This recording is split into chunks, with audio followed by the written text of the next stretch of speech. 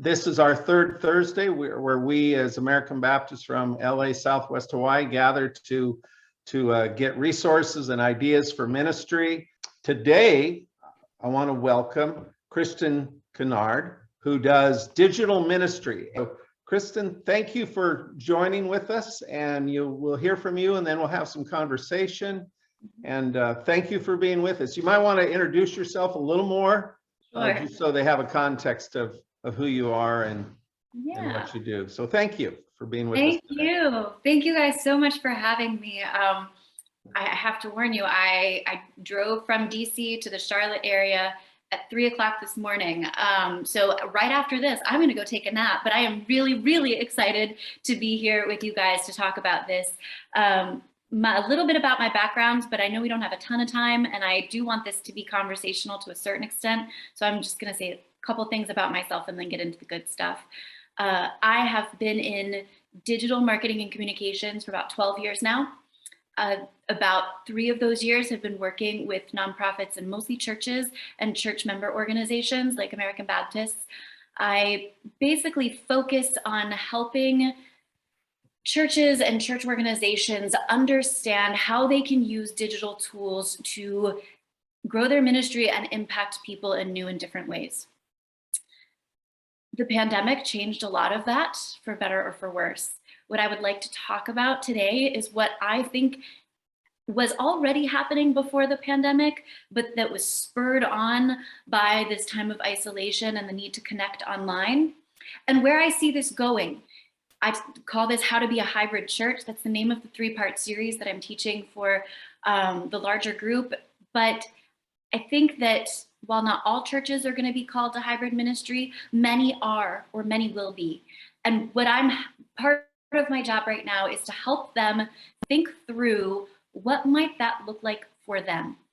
Now, in the time that I have today, I can only do a couple of things. I can help you start asking the right questions. I might not have all the answers for you, especially not in an hour, but in asking the right questions, my hope is that you come to the right answers for you. Because at the very top of today's class, the biggest takeaway that I want for you is that hybrid ministry is not one thing. It looks different and will look different for every single church that decides that it is called to hybrid ministry. Those are small churches, large churches, churches that are well-resourced, and churches that are not. Hybrid ministry is possible for every church because it doesn't look like one thing. But where are we now? Well, the pandemic and the resultant various quarantines and isolations that we experienced, it taught churches and their congregations that we can worship and learn and pray and even gather online. We learned how to edit and Zoom and post and publish, and the learning curve was really steep, especially early on for most churches and their leaders. But I believe that today the church is facing a new challenge. Churches are facing a new challenge as they consider how to engage what sometimes can feel like a split congregation, one that's at home or online, and one that's in the pews. Today's presentation is designed to help you begin to discern, and that's a really important word, discern, what it means for your church to possibly become an effective hybrid church, and how to build the bridge between what you are doing, what you're doing now, and what you might do in the future. I think at first, though, it's important for us to understand how churchgoers feel about church in this sort of end-ish of pandemic period, whatever we're experiencing right now, in order to better understand ourselves and the situation that the church finds itself in to serve our congregants moving forward. Much of what I'm about to share on this slide is actually from a Barna report that was released last year. And while some of these numbers now, well, like I said, it was released last year, so we're at about the 1-year point. And from time to time, I've considered using some different data, but here's the thing. I've kept this data for 2 reasons. 1, I haven't found anything yet to contradict what the report said. And 2, the data that was collected for this report points to some really, really important points and trends that I believe are continuing on today and are even stronger today than they were a year ago. So the Barna report discovered that the emergence of this hybrid church as a reality now and in the future in the minds of churchgoers is not in question. That essentially the pandemic and this online church experience is going to have a lasting effect on how churches operate. And yet, the picture isn't as clear-cut as we might think or hope. So here I start to dig into what's on the slide. I'm going to give you some numbers and some specifics from the report that I found important to note. But the general conclusion was this, that while most church-going Americans want to return to in-person worship if they haven't already, and plan to continue participating in in-person worship, they also found major benefits to online worship, and they see a hybrid church or a hybrid future coming. In the numbers that I pulled for this particular lesson, we're mostly going to be talking about what the Barna report calls churched adults. Barna defines churched adults as those who have attended church at least once in the past 6 months. Now, why in the world do I really care about what the person who only attends once every 6 months thinks? Why did I not focus on what the report calls active worshipers or active participants, those who participate more often? Well, this set of data includes those people, but I also think that now more than ever before, the church has an opportunity to reach the people who were not able, for whatever reason, or did not feel comfortable for whatever reason, to participate to a greater degree. We have a new opportunity to reach them in different ways, so we want to know what they're thinking too. While 52% of church adults overall said that they were going to prefer physical gatherings in the future, 35% of all churched adults of all ages and backgrounds said that they wanted to have access to both. Now, churched baby boomers, probably the ones that make up most of your congregations right now, they're the most likely to say that they're going to prefer primarily in-person gatherings at 71%.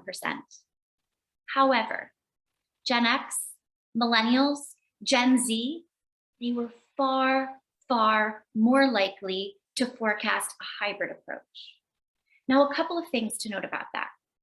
I didn't just tell you that they wanted to worship or to participate only online.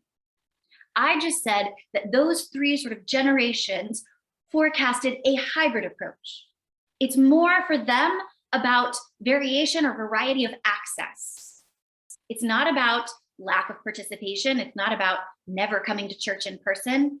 It's about having options. I also think that it's important in my job to do two things. As a church communications consultant, it is important for me to tell you what's happening right now, what is your very next step. But it's also very important for me to say, hey, you know what, this thing is coming. Down the line, maybe in a few years, we need to start preparing for this thing. I think this data set sets us up for both. Right now, baby boomers are the ones who give the most and attend the most. They're saying, yeah, you know, we really do want to come back in person mostly, but you know what? We really like having the option of being online if, you know, we're traveling or we're sick or we're not able to come for some reason. But then everyone who's coming up behind them says, actually, we want to have both options. We're not sure which one we're going to prefer, and we are assuming that both are going to be available to us. Moving on.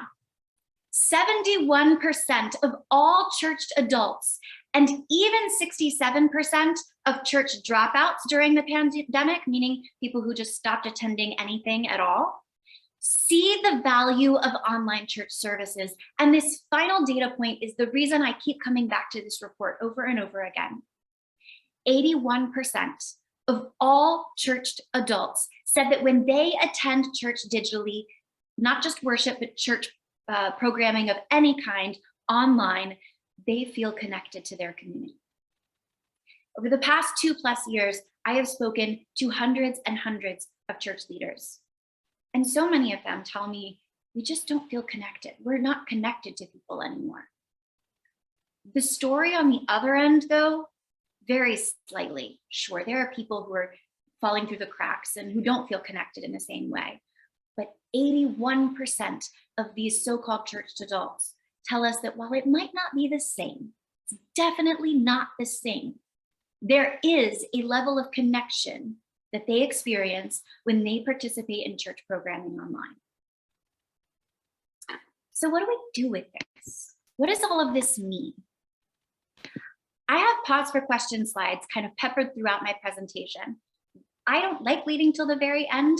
I have a whole lot more in this slide deck than we could even go over in an hour. I like to be a little flexible. Next, I'm going to talk about what I think is happening to the church right now and what this data set means. But I want to flip back to this slide, and ask you, you can either unmute yourselves at this point or drop something in the chat. Do you feel like this data set reflects your church's experience or doesn't? Does something shock you in this? Any reflections that you want to share with me or with the group? I do wonder, and I don't know if you had data on this, what the percent of people coming back in person is, because it does seem like in our church attendance is much lower in person, but I don't know what the online, I think the online is pretty strong. And then also how many dropouts have been, totally just quit. So the percentage of total dropouts is actually quite low. I don't have the specific numbers in front of me, but what we're seeing is that it's a problem of knowing where people are and how they're connecting instead of just people actually totally dropping out. Is there a small percentage? Yes, for sure. But really, we're not seeing that many people totally drop off the face of the earth. What we are experiencing is just a great degree of people not sure that they want to return in person yet. I think there's still a lot of trepidation related to that. And just churches that have not yet figured out how to know who the people on the other side of the screen are. And so you're not the only one who has shared something very similar to me. In fact, I hear it from churches all the time. So it sounds like your church's experience is quite similar to sort of the typical American church experience right now. I have a few slides that we definitely need to get to, so I'll work through some of them and then we'll take another break. So as I mentioned a moment ago, we have this data, but then what in the world do we do with it? And if most church-going Americans found major benefits to online worship and they see a hybrid future coming and they experienced a real connection to community when they participated online, then why did they start dropping out? Because again, anecdotally and in the research, among those who are practicing, meaning that they attend even more regularly than the average churched adult, participation from early 2020, the start of the pandemic, to early 2021 dropped from 79% to 51%. So what actually is happening? Now, churches that I've spoken with are quick to attribute this to a couple of things. First is screen fatigue, right? We're just all so tired of screens, tired of being in front of the computer. And while for many of us, that's true, for sure. I mean, I live my life in front of a computer. There are some days where I cannot stand another Zoom call.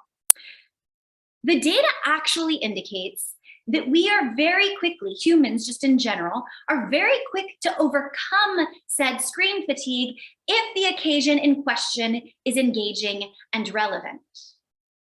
2, well, they're just lazy. They think, they just want to watch in their pajamas, and then it's quick from watching in your pajamas to not watching at all. Well, that's not necessarily true either in the numbers that we're seeing. They're there, they're just not participating in ways that we expect them to or that we're able to track easily. Those excuses, those reasonings, if we listen carefully, they actually let us as church leaders off the hook. They blame the congregant. But that actually isn't what's happening. None of that is what is really happening. When I began working with churches almost exclusively a few years ago, even pre-pandemic, I quickly discovered that churches' biggest obstacle to successful digital communication was nearly singular. They were trying to fit what I call go to them tools or relational tools into a come to us model or an invitational model. Now you're going to hear me bounce back and forth between these sets of vocabulary, come to us and invitational, go to them and relational. The reason I do this is because I've just discovered in the couple years I've been teaching this class that some people like one set and other people like another. They mean the same thing. But you see, for decades, the church has relied on a come to us model of communication, with often large and imposing buildings and a purpose that was woven into the very fabric of society. Churches were essentially could rely on their cultural relevance for growth. They could offer weekly worship and special events and regular programming and say, come, and people would show up because that's what people did. But whether we want to admit it or not, this come to us model, it hasn't worked very well for churches, or quite as well as it once did for churches. And that started way before the pandemic. But then the pandemic did happen. And churches were cornered into using these relational tools, these go to them tools like social media and email and websites and even streamed services. Why are they go to them tools? Why are they relational tools? Well, you see, when using them, when interacting with their church digitally using these tools, congregants have far greater choice. They have choice of church. I can worship with almost any church in the country or world right now. They have choice of time commitment. If I'm really just interested in the sermon, I know I can start watching about 10 minutes into the service or 20 minutes into the service. They have choice of attention given. It is no longer embarrassing if I want to get up and get that second cup of coffee because no one's around to know. Now, I'm not saying this is good or bad. I'm saying it's happening. This greater level of choice, which is brand new, means that increasingly the congregant is setting the parameters for the relationship, no longer the church. Parameters such as times and locations and even programming and offerings. The dynamic is changing. They're calling the shots more and more than ever before. At the beginning of the pandemic, most churches made the relatively quick switch to the online church model. But truly, they never adapted the model to the new tools. So if none of this has made sense to you, if you're still sort of like, this is all too theoretical and I don't know what you're talking about, then let me summarize it in this way. Churches are still trying to insist that these so-called churched adults integrate into church life. While I believe that the question we should be asking instead, in order to become an effective hybrid church, is how does our church integrate into our congregants' lives? Now, I may have made you really mad. I may have ruffled some feathers, or you may totally disagree with me, and that's okay. But typically the next question is, well, how do I know? How do I know if I'm guilty of being a come to us church trying to use these go to them tools? Well, in my work with churches, I've identified 3 key differentiators, and I'll pause after this slide to make sure we can have a little bit of conversation about this. 3 key differentiators that help us know if we are in fact falling prey to this trap of adapting go to them tools to a come to us model. The first, churches that are stuck using the come to us model of communication are focused primarily is an important word, on using digital tools to connect people with their church. Churches that are meeting people where they are primarily using digital tools to connect people with the divine. Now, don't get mad at me yet. Here's what I mean by that. I know that in advertising on social media, that Wednesday night Bible study, that when someone shows up, they will in fact likely have an encounter of some kind that is spiritual in nature. Again, I know that. You don't do this for the sake of the church. I know that we're all in this for the ministry. However, when was the last time that you used social media to minister instead of market the ministry that's happening elsewhere? Are you doing ministry with your digital tools, or are you forever pointing people to where the ministry is happening elsewhere? That's what I mean. Churches that are stuck using this come to us model are focused primarily on using digital tools to recreate in-person experiences online. They sort of picked up what they were doing in their building and tried to drop it into the digital space. Sometimes it worked, often it hasn't.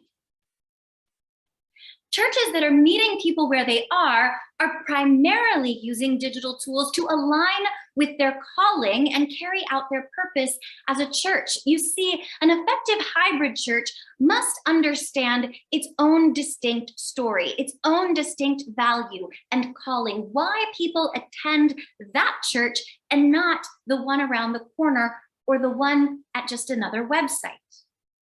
Everything an effective hybrid church comes from its why.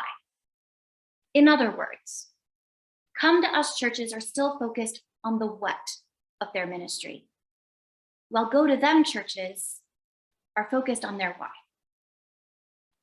Finally, churches that are stuck using this come to us model are focused primarily, and yes, I do keep using that word because it is important, they're focused primarily on using digital tools to inform and invite, while churches that are meeting people where they are using digital tools to inspire and add value.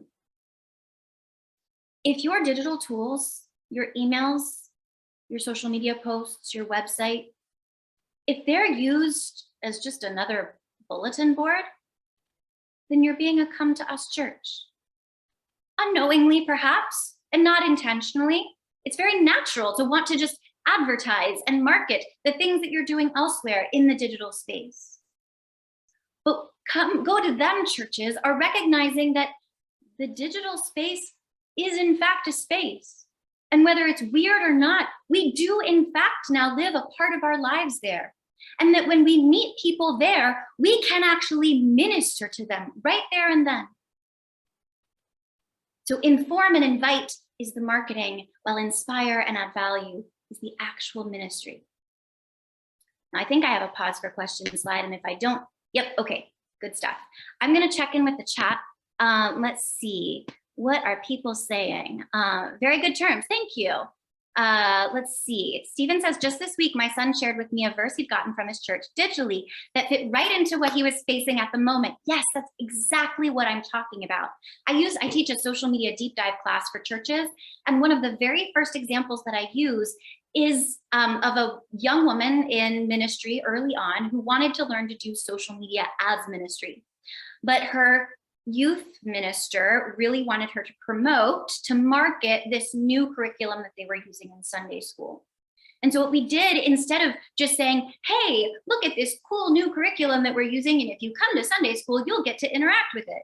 Instead of saying that, which is essentially what the youth minister was asking us to do, we actually pulled a prayer from one of the Sunday school lessons, posted the prayer, just said something briefly about how, you know, our youth were talking about compassion and bravery, and how the people who follow us might need a little bit more compassion and bravery in their day. And here's a prayer for that. You guys, the response to that was so massive. It is exactly what I'm talking about. We can do effective, meaningful, and impactful ministry with these tools, and just use the occasional bulletin board post. It's not that I want you to do away with those entirely, but in my experience, churches have been overly focused on that type of posting or marketing and communication. Oh, this is interesting, actually. In the chat, Stephen said he just got a text message. You know, I'm actually working with a whole lot of churches to utilize text messaging as an important tool for communication. I think it's increasingly a great way to both minister and communicate. It's something that not enough churches utilize. So I'm glad to hear that that church is using it. So what is a hybrid church? What is it? Right? I really haven't actually talked about that yet. I mean, at its most basic, right? The hybrid church model is a combination of two driving forces in the church, an online presence and in-person gatherings. Despite my positioning earlier of either or, which I did deliberately, but it's also why I used the word primarily so much, this model, the hybrid model, is a both and approach instead of an either or approach. And if I didn't say it strongly enough earlier, it will inevitably look different for every church that applies it. Now, I don't mean by both and that the church has to do it all and be everything to everyone. In fact, we're going to get to this verse in a moment, and I think it speaks to that point. By both and, this is a Christianism that I've been using for about a year now, and it seems to land pretty well. It's not that you seize every opportunity. It's that a hybrid church sees opportunity everywhere. There is a difference. Seize, S-E-I-Z-E, it's not that you seize every opportunity, it's that you see opportunity everywhere. Both and. We also cannot forget, my friends, that the church does not exist in a vacuum. We talk about the church as if nothing else were happening around it. As the church experiences this period of transition, there are monumental shifts happening all around it too. Right now, you can access almost everything that you need to live and function and work from your home. I live in the DC area, and truly, I would never have to leave if I didn't need to. You can talk with family, get groceries, order clothing, and more. What is my point?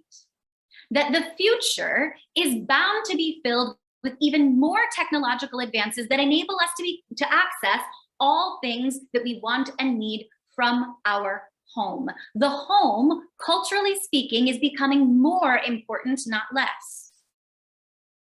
And yet, we need human interaction. We were created to be in community. Gathering is vital for the body of Christ. But gathering is going to look different from what it has looked like up until now. The future is not a strictly digital church. If someone tells you that, I say this with not a ton of humility at all, they're wrong. It's not a strictly digital church, and the future is not a strictly physical church either. Instead, I actually do believe that it is a form of being all things to all people, as Paul speaks of in 1 Corinthians. To the weak, I became weak to win the weak. I have become all things to all people so that by all possible means, I might save some. I do all of this for the sake of the gospel that I may share in its blessings. Allow me to unpack that for us for a moment. Paul isn't saying, I am all things to all people all the time. I can meet every need perfectly and save every person. It's not what he's saying. What he's saying is that when I encounter someone who is weak, I don't say, you know what? I'm strong and I do things a certain way. And so in order for us to do this, you're going to have to meet me over here and be strong too. Paul's saying to the weak, I became weak. I meet them where they are, so that by all possible means, I might save some. You're not going to be everything to everyone. I do all of this for the sake of the gospel that I may share in its blessings. Yes, we are doing this for the people that we serve, but hear me on this. This is happening for the church, not to the church. This is happening for the church. I talk to so many church leaders who, admittedly, out of exhaustion and frustration and disillusionment, feel like this is happening to them. I really believe that this moment in the church's history is happening for the church, that it may share in the blessings. Now, from my own experience and my research, I have come across 4 qualities of an effective hybrid church. And unpacking these are probably as much as we have to get through with the remainder of our time, because I do want to have a little bit more discussion. I'm going to go through a couple of them and then pause again for questions and then take on the last 2. Now, as I run through them quickly right now, hold your judgment. You probably don't know what I mean by them just yet. So here are the four briefly, and then we'll unpack each one. A hybrid church does more than restream its worship service. It encourages different rhythms of participation and engagement. It's about people, not programs. And it relinquishes the role of expert and is willing to become an explorer. It does more than restream its worship service. The reality is that much of what we do in a traditional worship service is actually impacted by our physical worship spaces. We don't think about that way because we've been doing it in those places for so long. But much of what we do during a worship service simply does not translate to the at-home experience of worship because it has come from the very places that we worship. At home, singing along can feel awkward, right? Preaching can feel disconnected. Everything from prayers to readings and sacraments are difficult sometimes to replicate. An effective hybrid church does not prioritize one place as primary and the other as a substitute or collateral option. Let me say that again. An effective hybrid church does not prioritize one place as primary and the other as a substitute or collateral option. If you have a live stream service on Sunday morning and you welcome your guests at home, but in the same breath you say, we hope you join us in person next Sunday or sometime soon in the future, you're being a come to us church. You are prioritizing the experience of worship there in the sanctuary and devaluing the very real worship experience that people are having at home. That's a church with an online ministry, and that's fine. Many churches are going to be called to that, but I'm not convinced that is true, effective hybrid ministry. So in many cases, online worship cannot and should not be the mere broadcasting of the physical worship service. If you haven't thought about things like, well, what do the people at home do during communion? Or maybe, in my Baptist circles, we lay hands on those who are being commissioned. What do people at home do in that moment? If you haven't thought through some of these potentially awkward moments of worship at home, and if you haven't done something to communicate an alternative or to accommodate the congregation at home worshiping with you online, then you are prioritizing the physical experience of worship in the sanctuary over the one that others are having elsewhere. Second, if the whole come to us versus go to them thing didn't bother you, this is probably where I make most people mad, but I had to get over that. I'm a people pleaser. It took a few months of teaching this before I said this as strongly as I meant it, but here we go. For many, many years, in-person participation in Sunday morning worship was the stick by which we measured how active someone was in church. In other words, if someone is viewed as active in most settings, they likely attend physical worship on a Sunday morning, and the more they do that, the more active they are. This has become part of church culture, American church culture, meaning the totality of our unspoken norms for behavior and interaction. That word unspoken becomes very important in just a moment. And I've witnessed this so very many times. Whether they realize it or not, churches have continued to prioritize worship attendance over everything else. And it's not that worship isn't important. It's not. But it's that this singular prioritization of one access point to your church's ministry isolates and pushes away a significant percentage of the people who need you and your ministry, especially the people who are primarily interacting with you online. In fact, the Barnum report picked up on this. I was actually really excited to see that there was data supporting something that I was already teaching. It said that American churchgoers seem really confused now about what it means to attend church in these pandemic days. For example, almost half of church adults who said that they had not attended church either digitally or in person during the pandemic also reported that they had in fact watched a church service online.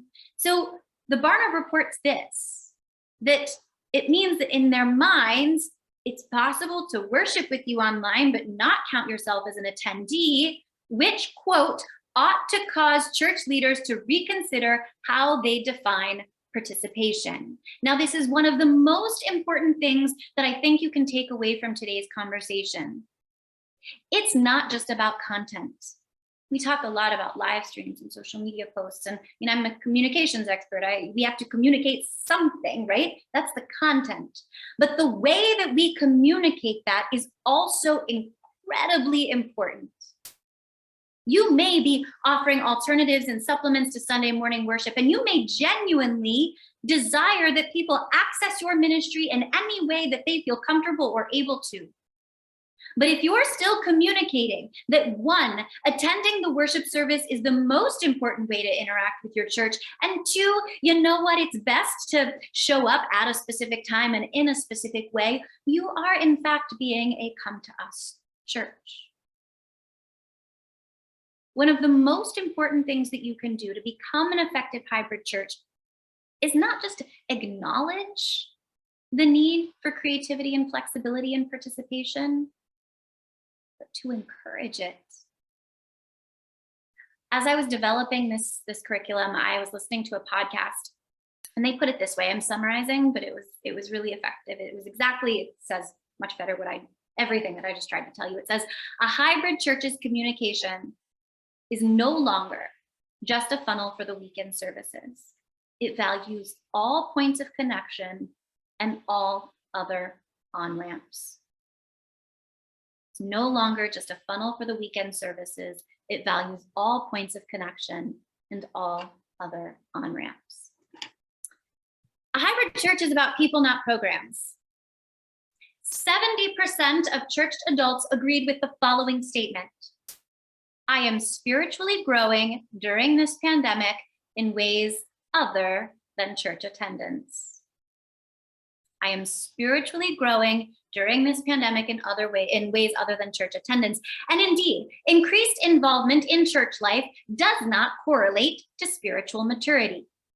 I know you know that, because I know that you have the person who shows up to absolutely everything and has a lot of spiritual growing up to do, right? Attendance does not equal spiritual maturity. Instead, there was actually an online assessment tool that was rolled out a few years ago called Reveal. And what they discovered is that the key factor in predicting the spiritual growth of churchgoers, which is our objective goal as ministers, right? That the key factor in predicting the spiritual growth of churchgoers was whether they intentionally built spiritual practices into their daily lives. Essentially, congregations that taught and encouraged spiritual practices at home helped congregants grow in spiritual formation and maturity. Because you see, part of going to them, part of being relational instead of merely invitational, is acknowledging that a person's spiritual life extends beyond the church. So if your church is forever just putting on programming that people can attend, in essence, always inviting, then you're helping them make the church part of their daily life, but not necessarily their faith.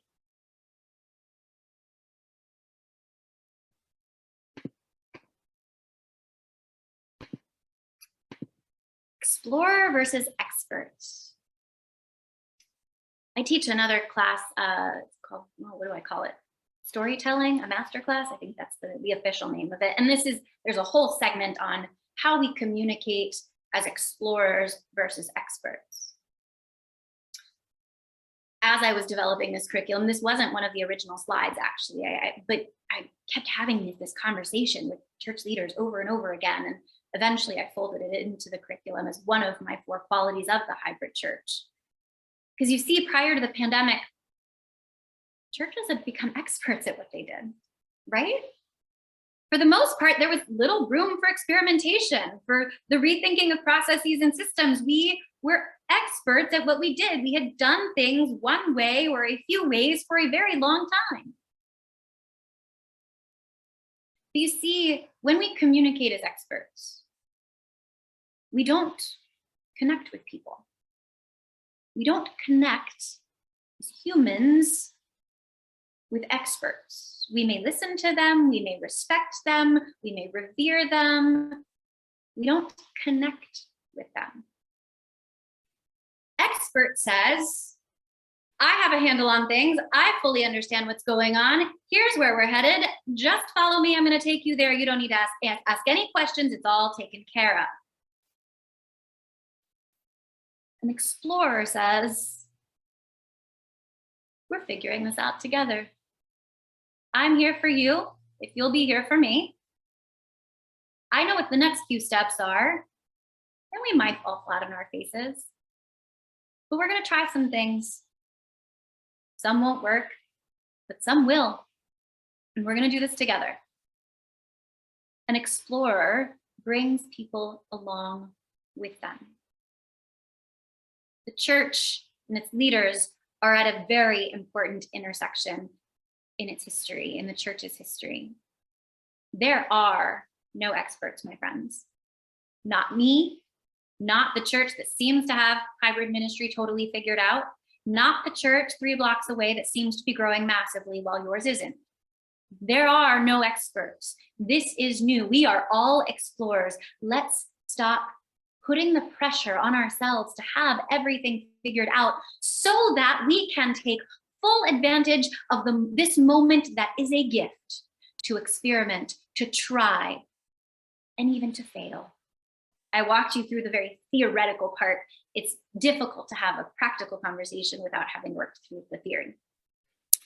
But I also wanted some of this to feel practical. I wanted you to walk away with something tangible that you could work with. So here are 4, concepts from some of the remainder of my curriculum that hopefully might help you think through some of this. When you're not sure what your next step is, when I do consulting as well, when I consult with clients, we walk through a 3-part process. Identify the people, then the need, then the program or offering. As churches, we're really, really accustomed to just saying, oh, I have this idea. It sounds like a good idea. Let's do this. Well, everything has changed. People are needing different things. Congregants are calling the shots, right? The relationship between our congregants and the church, that very dynamic, is changing.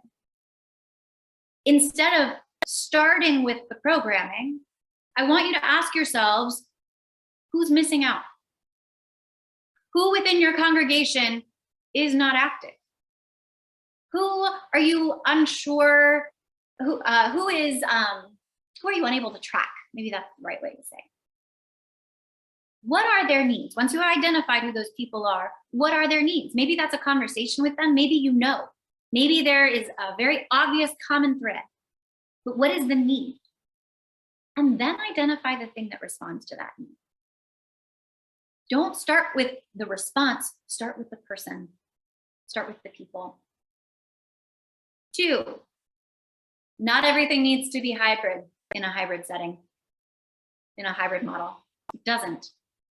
In fact, I think if we identify the people, then the need, then the program, what we often discover is that it's about 30-30-30. So 30% of the time it's online only, 30% of the time it's in-person only, and 30% of the time it's hybrid. In my experience, if we're really careful to come at things from the people first, we discover that really not everything needs to be hybrid. In fact, I have a couple of churches in my client base that are so small and in such rural locations that frankly, their Wi-Fi connection isn't even strong enough to have actually like true hybrid meetings or worship services. But if we go back to what I was talking about, the 4 qualities of a hybrid church, note that I didn't say that one of the qualities of a hybrid church was that they had exceptional Wi-Fi so they could have a perfectly produced live stream. Nope. Even the smallest, most isolated of rural churches, if they feel called to hybrid ministry, can have an effective hybrid ministry, because every hybrid church is going to look different. Focus on content and connection. This, gosh, I could teach a whole series on this point alone. And I think this most specifically responds to Rebecca's question. One other way of saying instead of marketing your on social media or in the digital space that I want you to minister is that I want you to focus on content that resources people. And for this, I think websites are a great example. We don't spend time on websites that offer us information. I can get almost everything I need to know about you and from you from a quick Google search without ever clicking on your website, right? I can see your times, your location, your phone number, I can get a whole lot of information. I can go to your Facebook page and see even more. I never really have to go to your website to get information about you. We spend time on websites that resource us. What on your website right now is actual ministry? What resources people? But then part 2 of that is the connection piece, because everyone is in the content creation game, businesses, churches. I mean, we're all focused on content, but here's the difference. The business world is focused on content for consumption purposes. We should be focused on content for connection. And this gets me to my last point on this slide. What do I mean by connection? Well, here, let's use an example of worship services online. So many churches come to me and say, I look at the data, I look at the analytics, and I still don't know who's worshiping with us. It's really hard to connect with them. And my very next question, right? A worship service online is content. They've created the content, but then they're missing that connection piece. My very next question to them is, have you told them how to connect with you? Have you given them a very clear call to action, next step that is easy to act on to connect with a person, not with the institution, not sign up for your email newsletter, not like you on Facebook, but a next step that connects them with a person? Have you communicated that? Have you communicated it clearly, consistently, and over a long period of time? Because that's what it takes to convince someone that that is really the thing that you want them to do. So few churches are actually doing that right now. That's why we don't know who's worshiping with us. We haven't told them how to tell us who they are. Focus on content that resources, that ministers, and then figure out, once someone interacts with that content, how they can connect with you, communicate that next step clearly, consistently, and over a long period of time. And you will find that people start coming out from behind the screen. All right, I just dumped a whole lot on you. That's what I have for you today. We have about 6 minutes, so I'm gonna, hopefully, Rebecca, I helped some. I'm gonna stop share so that I can see your lovely faces and have any remaining dialogue that you wish to have.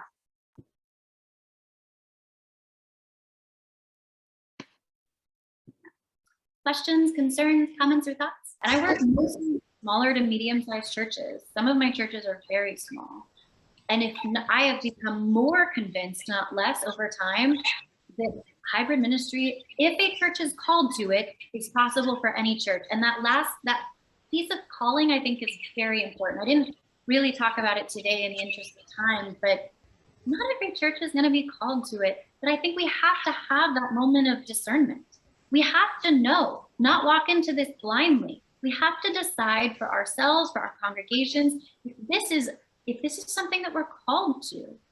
So, yes, 81% of people feel connected to their community the church community online. 71% of baby boomers, or whatever the stat was, 35% of everyone thinks that having that opportunity is helpful. But it is important to know that we're called to it. Stephen, yes. Yeah, great, excellent, very helpful information, Kristen. I was pretty impressed. I'm retired now and moved to a community where there's no ABC church close by, so we joined a Methodist church. But our pastor during COVID, it was the church's 50th anniversary. And she said, we're going to have 50 new members this year. And she actually hit that goal of growing the church by 50 people from 20 to 21 during COVID. And so we actually joined online on a Zoom. You know, she did the membership class on Zoom. And I've just been super impressed of how they stepped into, we're not going backwards here. And so it can be done. It can. I'm seeing a lot of churches grow right now in really creative and new ways. So. I want to thank you for coming, and all of you. I hope this has stretched you and challenged you.